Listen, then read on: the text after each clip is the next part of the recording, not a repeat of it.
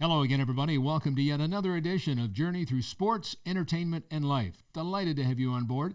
I'm along with Marnie and Marjorie, and yours truly, Scott. And how you doing, ladies? Doing great. Doing very well, Scott. Are you sure? Yeah. All right. Why not? Just checking. Why not? Why not? Well, special guest, and it's somebody I have known a number of years. Right. I mean, this is kind of a little iconic here today, huh? Yes, This is definitely. one of the big guys. That's right. One of the big guys. Well, why don't you introduce him, since you were more alongside of him than I was through the years, even though I knew him well and respected him certainly for all that he did and continues to do. So go for it. Well, I'm happy to announce that our guest is Ed Werder. He is a longtime sports writer, sports journalist, broadcaster, you name it. He has worked in the industry for many, many years. I forgot the drum roll. That's right, My and very goodness gracious. successful at it. In fact, I'm going to take credit for, part of his career. You should. Thank you, Ed. Part of his career or Yes. part of his great success? No, he actually has Okay. been successful, and that's why I'm taking some partial credit. No, see, Ed was a beat writer for the Broncos with the newspaper out in Boulder, Colorado. Right. At the same time, I was a beat writer with the Dallas Cowboys. Right. And Tony Dorsett was being traded to the Broncos. Oh, I remember it well. I got a call from Ed. And why did that happen? And Because of a fella by the name of... Herschel Walker. Thank you That's very right. much. Herschel Very came good. to town, and Tony decided to take his talents. He said he was on elsewhere. the first thing smoking. That's right. That's right. So Ed called me, and we started comparing notes. What were the Broncos saying? What were the Cowboys saying? And I thought he was very sharp.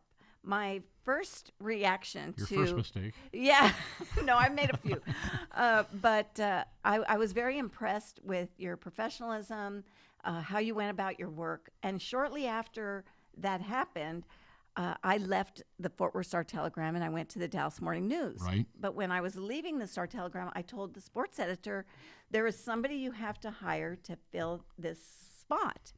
And I said, Ed Werder. And I kept pushing with Ellen Thornley, and I'm sure she had no idea who I was or where I worked. She didn't know who you were or anything. And Are you I was a nobody. well, you were maybe then, except in your own circle, you had to have been a somebody because you did excellent work. So everyone within the Broncos knew Ed. Of course, now he's known all across the country. Are you still getting the monthly payoff? I am Okay. actually. It was a Unbelievable. lifetime contract. Unreal. Yes. Unreal. So, yeah, exactly. Very impressive. So it was one of the most financially genius decisions I've ever made. So he even it's- paid you to be on the program today. Well, of course. Marnie of and I would course. like a little piece of that. Yeah. Well, you Okay. you won't have even to get you coffee. You What are you have talking to, about? you have to Goes- discover talent. Little water here, folks. If Thank you very haven't much. discovered talent, then you haven't gotten that paycheck. Anyway, I am just thrilled that Ed has agreed to join us today. We're going to hear all about his journey. Well, guess what? Drew. We're out of time after all that introduction. I know. So, I'm until next going time on. for this Yes, edition of it's Journey. been great. Maybe we'll have him join us next week.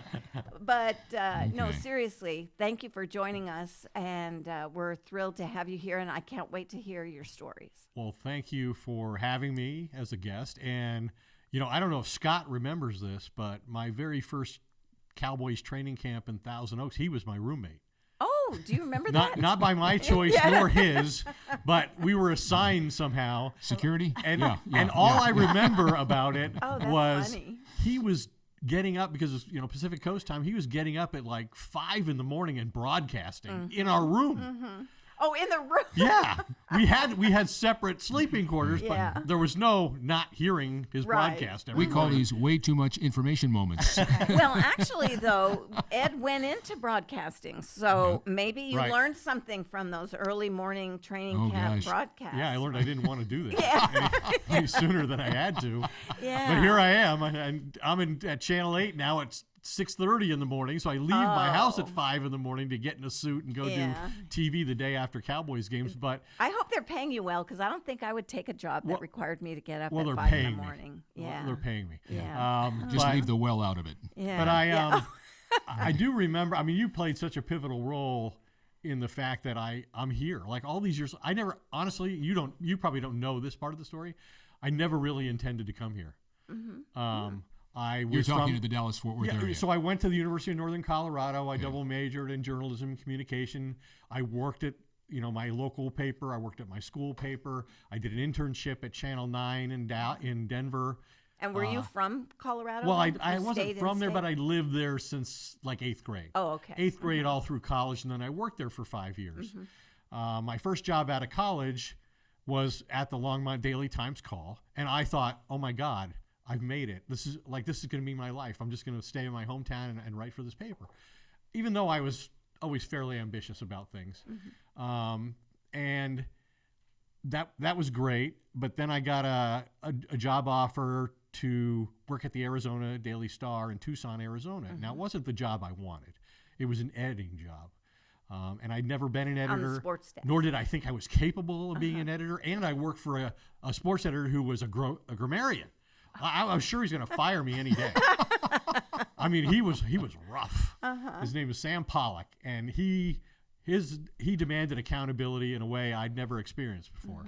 And like he would just stand up if he had a problem with you and curl his finger in front of everyone and call you out in front of everyone. So it was very intimidating to be in that environment because I was a kid just out of college I thought I was more of a writer than I was an editor. Certainly that's the direction I wanted to go. And I went there with the understanding that I wasn't going to write except on special occasions, that there might be a few opportunities where the other writers weren't available and I would get those opportunities. And I poured myself into those few chances I got to write. I bet. And one night, one of the writers was leaving to go to another paper. And I thought, oh, I'm going to get this. I'm going to get the job. And that night, like an hour after the writer informed Sam Pollock that he was leaving, I heard Sam Pollock on the phone basically hiring the next writer without ever asking me about it. And I was so brokenhearted about that and felt so betrayed that I quickly got on the phone myself in the next few days and tried to find a place to go to write because I knew it wasn't going to happen here. I felt he'd broken his promise to me. And so I went to Boulder, Colorado, and I covered the Denver Gold. So what year is this roughly? This was like I graduated in 82, so this was like 82, 83. I went back to Colorado where my wife and I were from, and we loved it there and had family there. And I worked at the Boulder Daily Camera. So that's the year. That must have been a good time to be there because that's the year that Elway came out of Stanford. Right, I covered John Elway Yeah, being he was acquired by a the rookie. Broncos. So Exactly you get right. to the paper and all of a sudden you're covering the pros, or how long did it take you to? Well, it was a paper probably like 25,000 circulation, and so it was one of those papers where you have a high school beat on Friday night, and mine was Broomfield Eagles. Oh, okay. On Saturday, you covered a college team, and for football, mine was Air Force Academy, which they were really good then. They were on the Wishbone. Right. They were the last undefeated team in the Oh, country in 1984. Chad Hennings played there. Yeah, that's right. And so Former they were very Cowboy. successful. But I drove down to Colorado Springs and covered their games, and then everybody did the Broncos on Sunday or Monday, and I was one of two people on the paper to travel. And I always fought for the game story. I always wanted to write the game story because I wanted to get clips to get eventually out of Boulder. Like I said, I was an ambitious person. And so anyway, to your story now. So I'm in Boulder, and I'm covering the Broncos, and they're apparently trading for Tony Dorsett. And I need help on the other end. I don't know anybody with the Cowboys. Back then, it was a different thing. Like people didn't have cell phones and all this other stuff. Internet, None of that emails existed. and all that. And so, you had a black book which had the names of all the writers and phone contacts for all of them. And so I saw, Marjorie worked for the Fort Worth Star-Telegram. And so I reached out to her, and she was covering the beat, I believe, with David Moore, who's still covering the beat. Poor guy. Yeah. Poor guy. Never got off the beat. I know. He's Oh at the my gosh, Dallas that's Morning rough. News. I see him all the time at the Star now. Very excellent writer, too. Oh, he is. And I never really thought of working at the Fort Worth Star-Telegram. I never thought of covering the Dallas Cowboys. It wasn't something I really aspired to do. But at the same time, I was sending out resumes trying to get out of Boulder for like 5 years. I wanted the next thing. And I got rejection letters from the Orlando Sentinel, the Hollywood Sun-Tatler in Florida, the Orange County Register, the Idaho Twin Falls newspaper. Well, you should have asked me for a recommendation. You could have had your pick. I guess so. I After- didn't know how did you hear influential this? you were. Well, not that, but didn't you hear this introduction? That was great. Can you imagine Well, what I would have That's the told first them? time I've ever heard you speak about it. It's glowing terms. So anyway, I interviewed with the Denver Post, and they were going to hire me. The only stipulation was that they were going to hire me to cover the University of Colorado football program, and they wanted to wait to put me on the payroll because newspapers even then were cheap, like they are Wow. today. Wow, They're only cheaper now, Yeah. but they were cheap even then. That was really cheap to yeah, wait to they pay. wanted me to wait like 3 months. You got the job, Mm-hmm. but we're gonna not announce it for 3 months. So keep working in Boulder for 3. Well, the problem at the time for me was they were going through a sports center like every 6 months there, Oh, and I was afraid by the tough. time I actually was supposed to start, there would be somebody else in charge who would disavow me and wouldn't honor the agreement to hire me. Right. And so then this opportunity arose because of your recommendation, David Moore's recommendation. Ellen Thornley called me and wanted to interview me. And I'm like, well, I mean, I guess it wouldn't hurt to go do the interview, and it might put me in a position where I could leverage the Denver Post into hiring me now rather than forcing me to wait. I mean, the Denver Post was this paper I wanted to work at my whole life in Colorado. Oh, okay. I was the only kid in the dorm at Webb King Halls at the University of Northern Colorado who got a newspaper delivered to the dorm room every day. Oh, okay. And it was the Denver Post, you know, it was Woody Page. I mean, did the yeah. Arizona Republic. Oh, there you go. Right at the Same door of the thing. dorm. And so Ellen Thornley called me and wants me to come down, and I'm like, yeah, I guess I'll go. And I told the Denver Post, hey, I still intend to work for you, but I've been contacted about this opportunity, and I owe it to myself to go explore it. So I came down here, and I felt like I really had nothing to lose, right? Well, you didn't reach out to them; they reached out to you. I know. But I took the interview, and I came down here, and Ellen was great, just a fantastic person. Took me all around town, showed me everything, and took me out to lunch. And she said, when we come back from lunch, before your interview with the managing editor, I want you to talk to Bruce Rabin. Bruce Rabin had, my understanding, been at the Dallas Morning News Right. as a Dave Smith Assistant. and was known to be rigorous, rough, Oh yeah, I worked for him potentially for many years. condescending. Yeah, and so I'm sitting there with him, and Ellen was like playing it off. She's like, "It's no big deal. Just want you to kill a little time." So he's not really even involved in sports, so don't worry about it. So we're sitting there, and I'm answering all of his questions. He's giving me all these hypothetical situations. If you get beat on a story, how do you react to that? Yada yada. And finally, he says to me, he says, "Hey, I don't mean to insult you, but," he said, "if you're so effing good, how come you've never been hired by either of the Denver papers?" And I decided I was going to tell him something I hadn't planned to share, which was, well, I have been hired by one of the Denver papers. He said, "What do you mean you've been hired by one of the Denver papers?" I look at your resume, you work at the Boulder Daily Camera. I said, "Yeah, but in 3 months, I'm going to start working at the Denver Post." And I explained the whole thing to him. He goes, "Oh, well, I didn't mean to insult you." Well, I totally back it off. You know? Yeah, exactly. So Ellen, at the end of the day, Ellen's taking me back to the airport. And she says to me, before I get on the plane, she says, "Look, we have some other interviews, that we're obligated to follow through with," she says, "but I think there's a very high probability that you're going to be covering the Cowboys for us." And I'm thinking in the back of my mind, lady, I ain't never coming back here. I'm going to get what I want out of the Denver Post, and I'm not going to come back here. And she said, "By the way, I don't know what you said to Bruce Rabin, but he is your biggest fan." Oh wow, that serious. really worked All out because nicely. I told him I had Yeah. to, like he Yay. insulted me, and I then disclosed to him that actually I am good enough to get a job at the Right. Denver paper, and I have one in my back pocket. And then so Ellen, I was actually on a trip to Wrigley Field to see the Cubs with a Denver Post writer friend of mine, Jim Armstrong, and Ellen calls and she's making me offers and we didn't have cell phones. I'm going to across the street from use Wrigley Field to yeah. tell my wife what time to pick me up. She said, "Hey, Ellen Thornley keeps calling you," and she says she's not taking no for an answer. Oh, that's Here I am, a guy great. trying to get out of a newspaper for 5 years, and now I have 2 jobs all of a sudden lined up. Oh, that's funny. And I mean, she just convinced me that this was the right place for me to be. Yeah, I was And- going to ask you, what was the deciding factor there? You're in Colorado. Yeah. That's where you've been Yeah. since you were in 8th grade. And my wife and I have 2 kids. Yeah, and now you want to come to Texas. Why? Yeah. Well, I didn't, but she just it just seemed like what was too it? fabulous. That's an what I wondered. opportunity What to- was it that, this is where Well, we're first going? of all, it was her conviction Okay. about. What'd your wife say about it? She thought we should do it as much Okay. as she loved Colorado. She was all on board about doing Okay. whatever it took to advance my career. Oh, okay. And so we came here and we rented a house in Flower Mound because I didn't know how. My experience was these things don't last very long, before you're on to the next thing. And but yeah, so I came here because it was a chance to cover the Dallas Cowboys. Right. I felt like I had a reasonable chance of competing on an even playing field because it was a new regime. Jerry had just bought the team, just hired Jimmy Johnson, just drafted Troy Aikman. I felt like I was on. I knew I was going to be outmanned by the Dallas Morning News and their resources, but I felt like if I was, at least I wasn't up against 30 years of relationships that their writers had created with the previous regime. Well, that's true. We were all starting at ground zero here. And so I came here, and I remember the very first, I was just here on like a house hunting trip, and something happened, like Randy White got released, or Danny White retired, or whatever Jimmy Johnson forced those guys to do. Yeah. And Ellen called me, and she's like, I know you're not supposed to write, you're not really working yet, but would you mind doing this? So I covered those stories, even though I wasn't really, I wasn't getting paid yet. Yeah. And then when I was getting paid, and I came here and tried to find a house and everything, then that's when they drafted Steve Walsh in the supplemental round. Yes.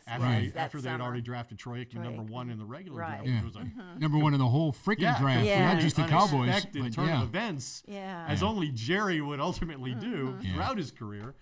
And so I remember breaking that story. Like, people were confused about, well, which one of these guys is really the quarterback? Remember training camp? That's all people talked about in training camp. The media was all over it because, oh my gosh, what's going on? Steve Walsh, he wasn't even picked in the regular draft. Exactly. And yet he's getting a lot of the reps and what have you. Because he was Jimmy's had the relationship with Jimmy 2 years prior, taking him to a national championship. Steve Walsh is the only quarterback to win a game that year. Right. He in 1989. In Washington. I covered that game. That was the only. Yep, November at RFK Stadium, a Sunday night game. That's right. And Aikman was out injured, and Steve Walsh won the game. Yeah, I remember talking as we're walking to the bus to go to the plane. I remember saying to Jerry, "What do you think?" Oh, you'd have thought he won the Super Bowl. That was the first time he ever won a ball game in the NFL. Yeah. And the only, waited a long time for game they won that year. And I remember calling.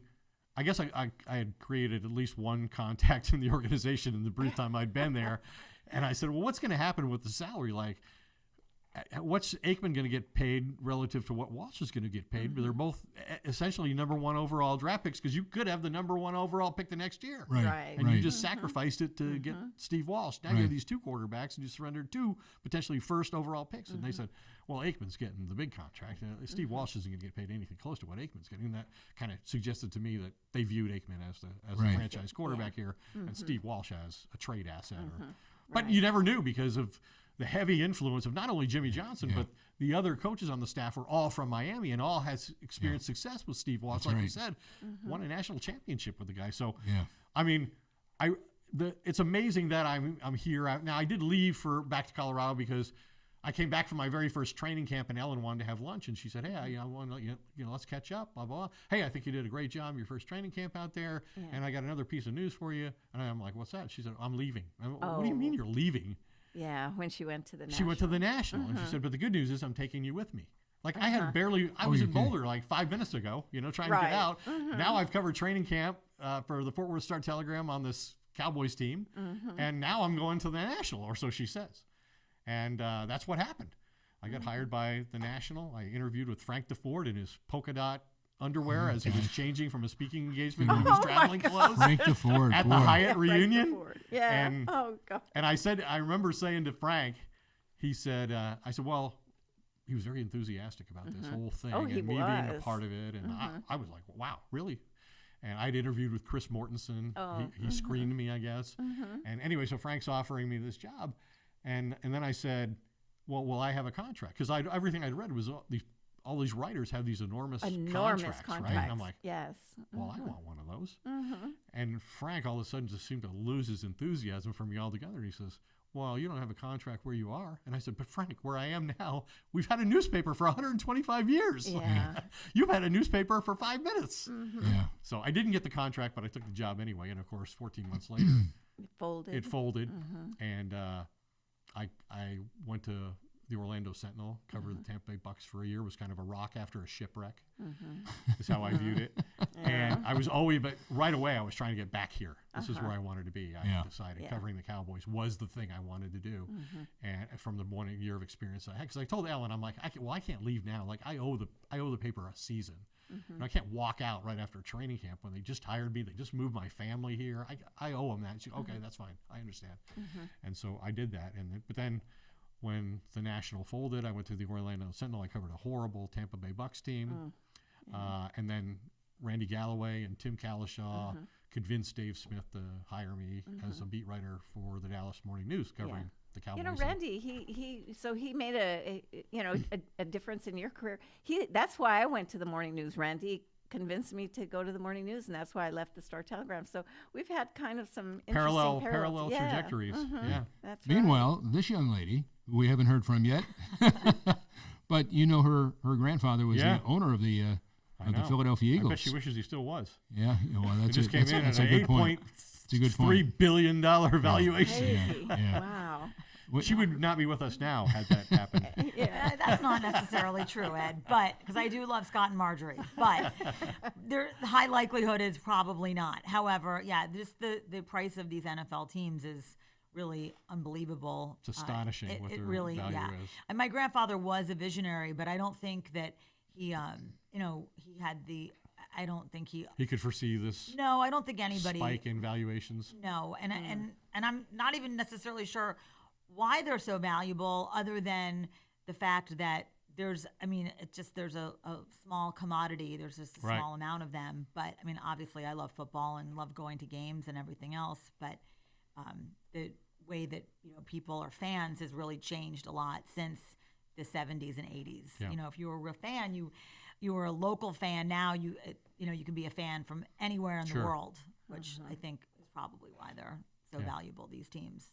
Yeah, you could really only buy merchandise from your local team. Yeah, like that's true. At Sears, and you had to wait for the Christmas catalog to come out to get the sweatshirts and the pajamas and all that kind of stuff. Denver to Dallas, top 3 stories that you've covered as we sit here today.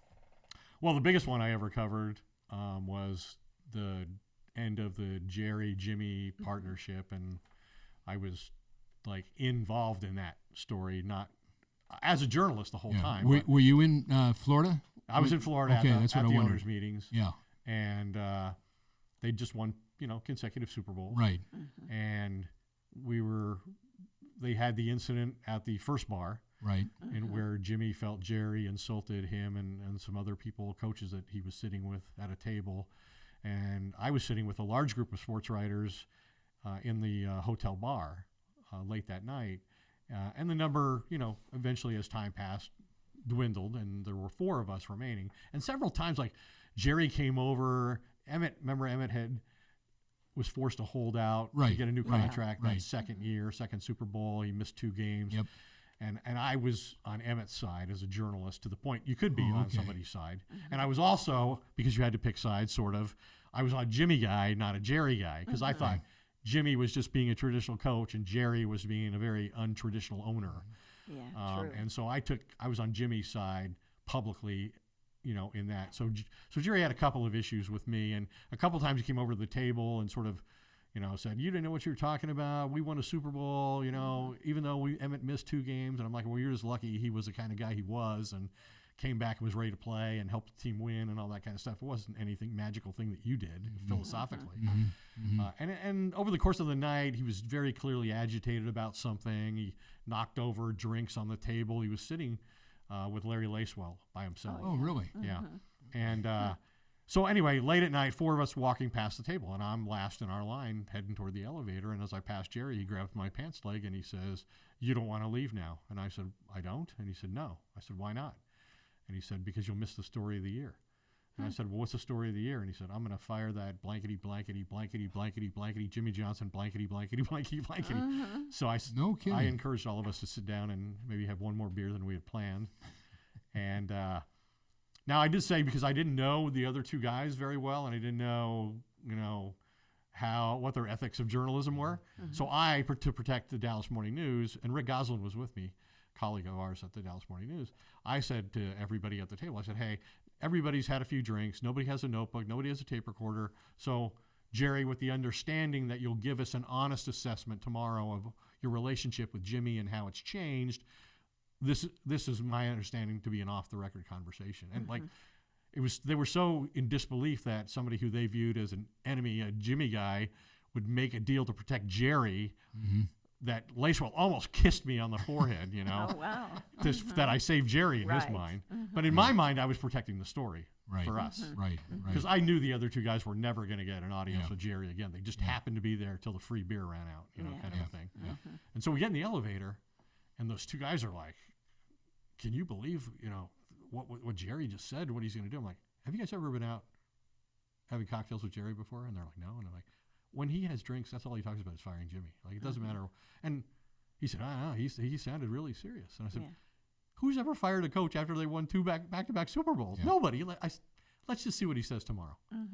And so the next morning, Right. We met with Jerry, who played games with the fact that I'm the one who made it off the record, and so I couldn't write any of what he said the night before, and he was right about that. Yeah. And Rick had independently confirmed a smaller part of the story about the insult that started the whole thing. And Jerry didn't care about us writing that. Like, that was a misdemeanor compared to what he had, the crimes he later committed in our presence. And so we left the room somewhat frustrated that Jerry wouldn't be honest as he had promised us.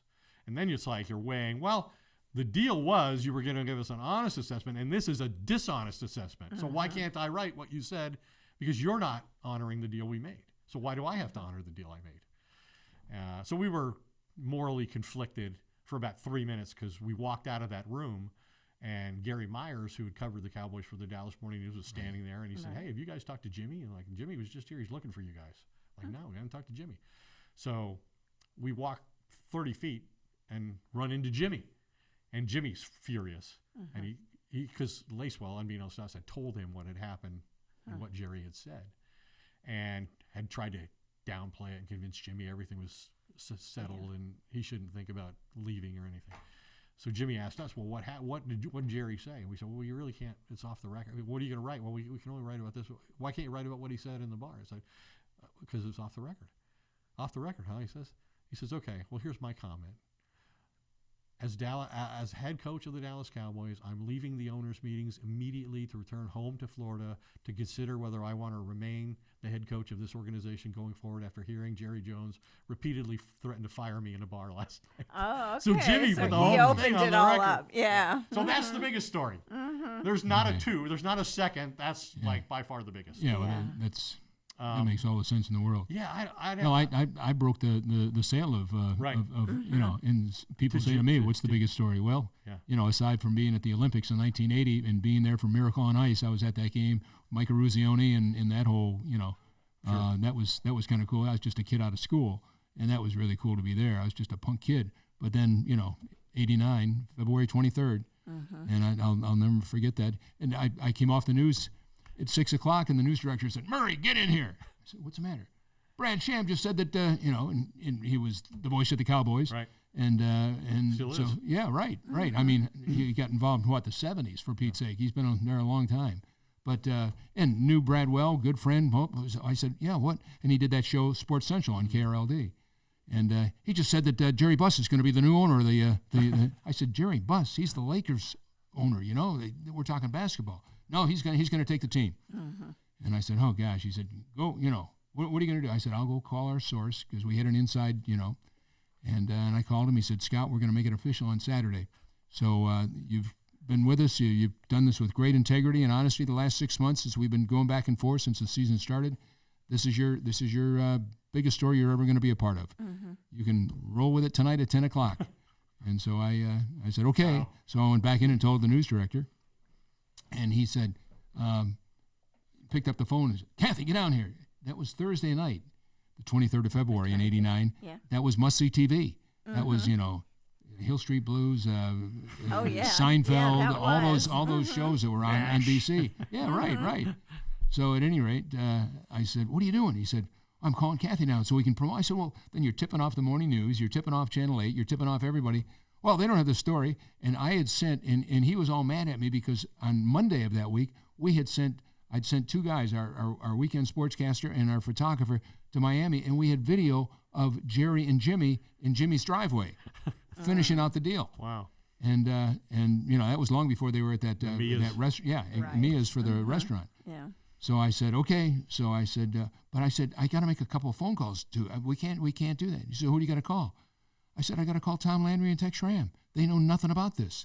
He said, are you a newsman? I said, I am, but I'm a human being first. And I'm calling them before I go on the air tonight at 10 o'clock. So we don't want to tip off anybody else, which I did. I called Tex. I called Tom at about 3 to 10.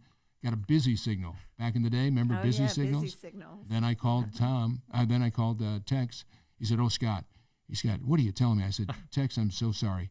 And he said, Scott, you got your head where the sun doesn't shine, and a few other I could just hear it. non-repetitive words. Yeah. And I said, Tex, I'm just so sorry. I said, I tried to call Coach, and he said, I just got off the phone with him. I said, well, please call him. I said, it's 3 minutes to 10. I'm at the top of the newscast. I've got to go. And so that was it. And then I was over at Valley Ranch the next morning at 6:30 in the morning as Coach was cleaning out his locker to head down to his place in Austin. So yeah, I remember Jerry that flew day. to fire him. I remember and that's that. That's why Jerry gets blamed for not telling Landry. Well, he couldn't because we broke the story, and the press conference was scheduled for Saturday. No, I remember that. I was on maternity leave and watching TV with my holding my 8-day-old daughter, and in shock. I had been covering the sale and then went on maternity leave. So, it was quite a memorable. Both of those stories are terrific, and bring back a lot of memories. But how did you end up going into broadcasting then after you'd been in print? Well, I'd always had an interest in it. Like I said, I interned at a Denver station my senior year, my last semester, hoping that it might turn into a job, but it didn't. Jim Gray had just left. We all know who Jim Gray is. Yeah. He had just left that station. And but I got a lot of great opportunities generally because there was some early morning stuff, and like the anchors did want to get up early and go over to interview the Nuggets or do Mario Andretti when he was coming to town. So I did it. So I didn't really pursue it. I was happy as a writer. Occasionally there would be a news story that on the Cowboys that ESPN would send somebody in to cover, and they'd want to interview you primarily to get your information. But I think it was mostly the two things: the advocacy of Chris Mortensen, who I'd worked with at the National, who was then, a prominent NFL reporter for ESPN, was advocating for them to hire me. They saw what I did because everybody sees what you do when you're covering the Dallas Cowboys for, a prominent newspaper. And the other thing that happened that was beneficial to me when I was in Boulder is my sports editor felt sorry for me because he could only pay me so much. And he knew it must be difficult. I was the only one on the staff of like 12 people who was married. And I was married and had 2 kids. And so he hooked me up with Doug Looney, who he had worked with, who had been at the University of Colorado, who was at Sports Illustrated. And I became one of the core correspondents for Peter King on the NFL. Okay. And so I would send weekly files. He would send out a query every week of these are the stories he's working on. Could you get me some information on this from, the team you're covering, whether it was the Broncos or the Cowboys or whatever. And I always wrote those things up like I expected them to appear in the magazine as is, like with a byline. I would, on my trips down to the Air Force Academy from my home in Longmont, it was like an hour and a half. I would stop at a bookstore that got Sports Illustrated out before anybody else to see if anything I wrote got in. Oh, got in, yeah. And it would never have my name on it, but sometimes it did get in just as I had written it. So I thought, well, I must have written it pretty well if these guys. That's right. If it made Sports Illustrated that way. And so I just think with the advocacy of those two guys and their prominence and how they were able to influence people, that's how I got the opportunity at ESPN. Actually, my first job was Peter King. Helped me get into CNN Sports Illustrated. That was my first TV job. Oh, okay. They were launching a competitor to ESPN, or so they thought. And they had a handful of reporter jobs. And Peter said, instead of hiring TV people, why don't you hire a few writers, a few print journalists, and teach them television and take advantage of the fact that maybe they have advantages in storytelling, in number of contacts within organizations and around the league, and could be taught the TV portion of it. And so I benefited from that. And Steve Robinson, who was at the Sports Illustrated, took a chance on me, gave me that job. And then 14 months later, ESPN hired me. A lot of people have believed in you along the way. And you don't get anything in this unless you're born into a certain name, I guess could happen. But without sponsors, without people getting your name out and showing conviction about what you are and creating awareness about what the work you've done and what they think you're capable of, like nobody gets anywhere in this business without that. Yeah. And you, even when you're in somewhere, you still need somebody in there in those meetings you're not in, especially when you're, a correspondent out in Dallas and the headquarters is back in Bristol, Connecticut, you need somebody in those meetings saying, hey, we should give this assignment to Werder, or we think he could do this or that. And so, Right. yeah, I think that it's all about that. Like you better have people who will, your work better be really good, first of all. But you definitely need people who support you and who will advocate for you. And Yeah, definitely. Yeah, and no you've question been that about for me, so thank you. No question about Oh, that. And my Ellen, pleasure. Ellen Thornley Yes, took a huge Ellen, chance on yeah. me, and I know we lost her. Yeah, that was difficult. She and I were pickleball partners. We were playing until she got sick, and I've had a hard time picking it back up again because I think of her every Because time. of that, yeah, Yeah. that would make sense. But all she had to do was take my first no, or my second no, or my third no, and quite honestly, I had no business saying no. Well, it's a good thing you didn't. I bet the Denver paper was pretty They were not bummed. pleased because they had already informed the person who was covering CU football that she was going to be moved to another assignment that really? I was going to cover. But So it was a done deal as far it was as their own everything's fault. concerned. I felt Yeah. like it was their own fault. Like if they had hired me and started me in a reasonable amount of time, and I had already started to work, I would have never come here. Yeah. It was fortuitous for me that they took the approach they did. It didn't seem like it in the moment, of course. It was aggravating. But I finally got the opportunity I'd wanted. Yeah. And now I had to wait longer, and I felt like the whole time it was going to be at risk. Not like you have a contract when you're a writer. Well, I you never know, did anyway. You're right though. There was a revolving door with sports editors, so it would be kind of nerve wracking to wonder if they would honor the offer and that. And kind of I'd thing. had it So- happen to me before in Arizona. The brief time I'd been in the business, I already had somebody who I felt like reneged on a promise and Right. didn't at least consider me for the writing job that Yeah. that was coming available. He Right. told me he would at least consider me, and I thought that meant I would get it unless I was a complete idiot and failed as an editor. And that didn't happen. So yeah, I didn't completely trust Yeah. that was going to happen. And I guess the moral of the story is beyond taking jobs you really don't want to get the ones you do want, but also having a belief in yourself that when you feel like somebody's wronged you, that you're willing to step out and take another risk Right. with your ability to recreate a better opportunity. So, That certainly but, worked out. but yeah, you definitely need people who advocate. If you hadn't said what you said, Ellen would have never even known I existed, let alone hired me. And it's funny because the first thing she said to me when I told her about you, she said, "We could get somebody from a bigger paper." And I told her, "Nobody will be this good. Wow. This is the guy." And then she found out for herself what I was talking about too. I think, really I think appreciate she's it. looking for a bigger payoff right here. We're negotiating. Only one Yeah. of us knows it. My goodness. No, I'm just being honest about how impressed I was at that time. Well, what's remarkable truly is your character and moral compass, Ed, because I know Marjorie and Scott have that as well as journalists and reporters, but my experience watching my grandfather and my mother be completely just eviscerated by the Philadelphia press, even when it was like, hey, this is off the record, we're going to sit down and have it didn't matter. Like, my grandfather was feeding everybody and taking them on the plane to the games and paying for all the stuff, and my mom finally said, "Dad, don't do this anymore. They're going to write lousy stories about you. They don't like you, okay? Even if you try to be nice to them, they don't like you. They want to write the negative, nasty stuff." So it's amazing that you have, it's bravo to you, and that's obviously why your career continued to, be so successful, because your moral compass was calibrated. Well, thanks. I mean, I guess it's the kind of person you're raised to be, first of all, and then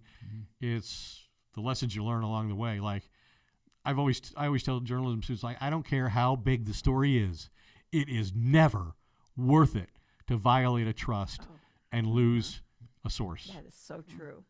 It's never worth it. Like, even coming close to doing that, wondering if you betrayed a confidence it's so worrisome. It's not worth the story. It'll never be worth it. In the moment, you might think it's going to be.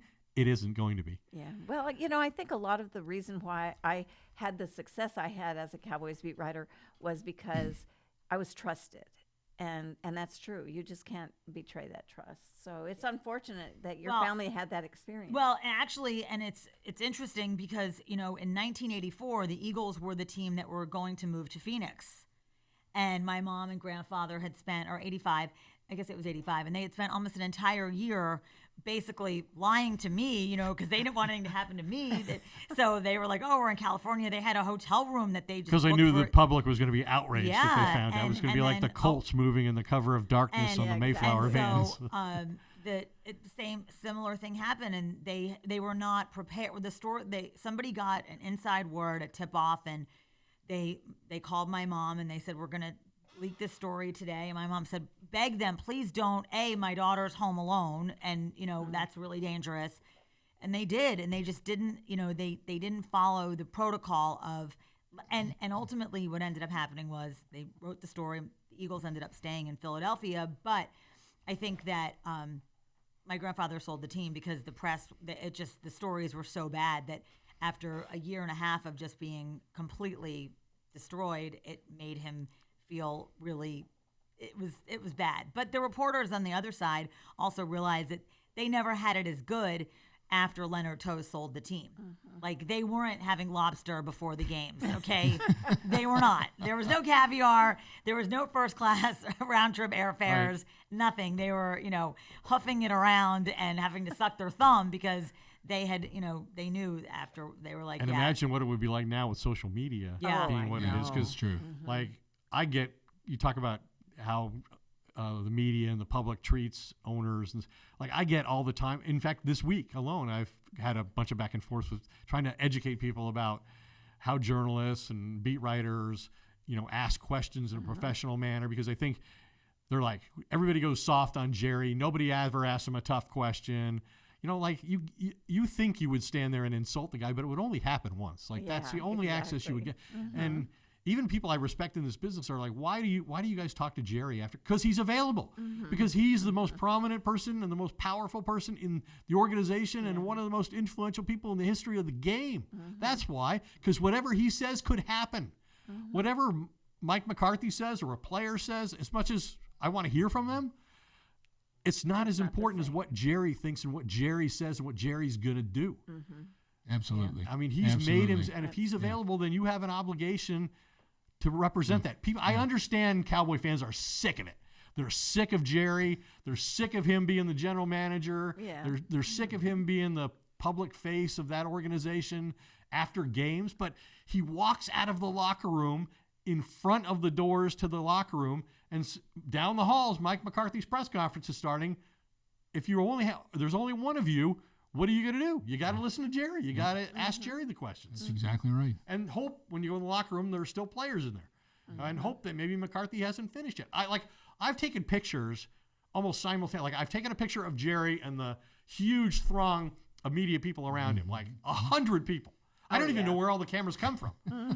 And go down the hallway to Mike McCarthy's, like, then walk 50 feet down the hallway, go into Mike McCarthy, and there's 4 people in there. Yep. Like, I feel bad for McCarthy, but that's the way it is here. Right. It's weird. It's different. It's not like this anywhere else that you talk to the general manager and the owner multiple times a week. He's on the radio twice a week, and he usually does post game, at least after home games. He doesn't always do it on the road. But, You know, I bet. Oh, go ahead, Scott. I was just going to say, but that's Jerry. That's Jerry since day one. He's the guy. It's all about I've Jerry. been sideways with Jerry before. Like, when the whole Jimmy Jerry thing ended and they hired Switzer. Like, are you kidding me? That was They hired Barry Switzer. And that off season, I wrote a story, and obviously, people in the organization weren't used to reading my opinion. They might have heard my opinion because once a week I did Galloway's show, you know, with some of the other beat writers at the Morning News. Right. And that was really the only opportunity, if you worked at the Dallas Morning as a beat writer, to give your opinion. Your opinion was not welcome in the newspaper like it is now. Everybody's an insider, and everything they write is analysis, so they can say whatever they want. Right. It wasn't like that back then. There were very strict rules about what a beat writer could and couldn't do, and opinion was out of the question, Right. except on Galloway's show. Anyway, so I said that because I wrote in Inside Sports Magazine, which commissioned me as a freelance writer that off season, and my lead was something like, I think it's one of the best ones I ever wrote. For all his wealth and power and influence, Jerry Jones will forever want the one thing he can never have. He'd rather be Jimmy Johnson. That is a good one. Oh my God, It's a great one. it was too close It's to a the great truth, one. though. Yeah. Yeah. And what happened? Jerry was apocalyptic in Yeah. the way he reacted to me about that. He told me, first time he saw me was the first day of training camp at St. Edward's University in Austin, and he met me outside the dining hall, and he said, I read that story you wrote about me. It's the worst story ever written about me. I said, well, what about all these other possibilities of stories? And he's like, no, that's the worst. How about these other possibilities? That's This is the hilarious. worst. Even my family says so. And you're like, Stephen said so. Jerry said so. Charlotte said so. Gene said so. Yeah. Okay. Oh, It that's was the worst story hilarious. ever written about. And then, And then he said, but it was a good lead. it was even though I no, he didn't say disagree. that. He said it smacked of a guy who was leaving Dallas and was going to New York to cover the Giants and was never going to cover the Cowboys ever again. Oh. And he Really? said, And he. but I'm not going to be punitive. Oh, okay. And I was Okay. like, that well, almost Jerry, sounded like he that's- was never going to speak to you That again. is very magnanimous of you, Jerry, to be so upset about this story and yet to forgive me and Right. not punish me for it. That's Well, not you what know, happened. that's it's interesting because,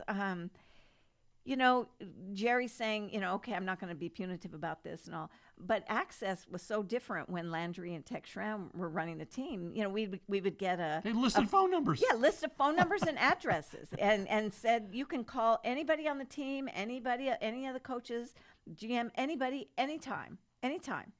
And then of course that was taken away when Jerry bought the team, and then it became tougher to have that kind of communication. So that was probably an adjustment because it was so nice to just have, you could call I anybody. remember the first year I was there when they gave me the whole list of player phone numbers. I'm like, are you kidding me? Like, that never Right. happened in Denver. Yeah. That I saw. Yeah. I don't think it ever happened anywhere else. It's but amazing. that was part of Texas background, Yeah. that kind of access. Like I said, I was a nobody from Boulder, and I was doing a draft story or whatever, and I called Gil Brandt. I couldn't believe he called me back and spent Yeah. a half hour on the phone Yeah. with me. Yeah. What? I know, it was really different Yeah, back accessibility was, yeah. And Tom Yeah. Landry's phone number was in the phone book? then. Yeah. Yeah. That's insane. Yeah.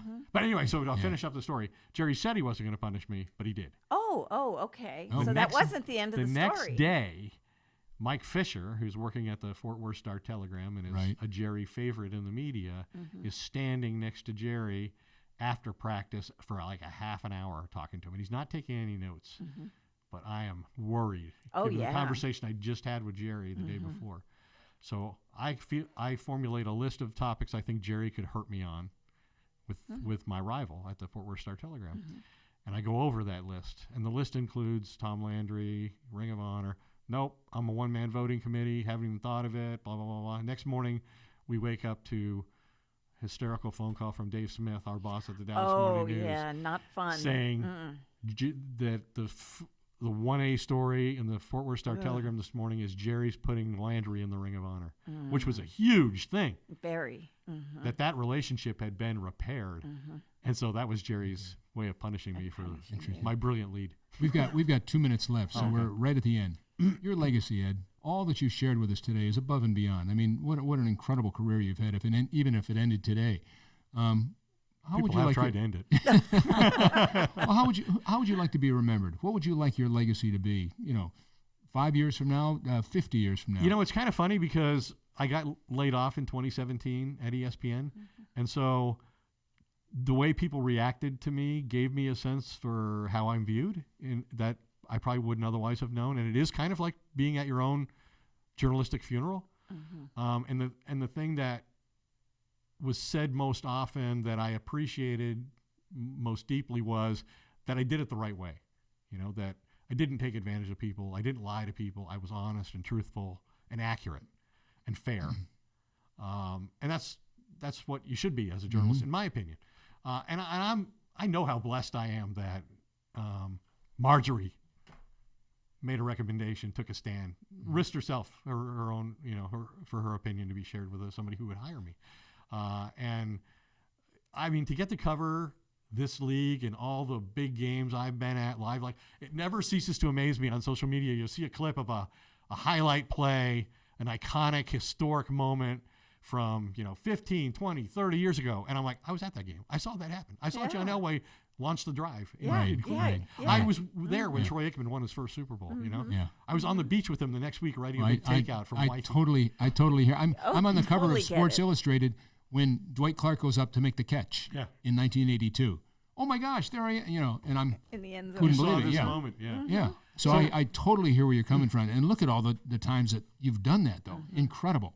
Yeah. Incredible. So I've never taken for granted getting to walk into a stadium on Sunday morning or a Monday night and cover a big game, not knowing what's going to happen. And that's the other amazing thing about this league is how often something happens in a league that's played for 100 years. How often something happens every Sunday that has never happened before. Right. Right. Mm-hmm. Right. Absolutely. So We've got to wrap it up. Yeah. Can't thank you enough. Ed Werder, our you. special guest, Hall of Fame writer, journalist. What other things you want to say? And of course, Just- close personal friend of Marjorie's. And a great guy. Yeah, great guy. Yes. Yeah, and honest. That's the key, certainly in this business today. Marnie, No, thank you much. Yeah, thank you, Ed. That was thank great. you. I Yeah. enjoyed We it. got to talking get you guys. back. Yep. Once again. So until next time, for Journey Through Sports and Entertainment and Life, for Marnie and Marge, Ed, I'm Scott. Stay safe. Be well.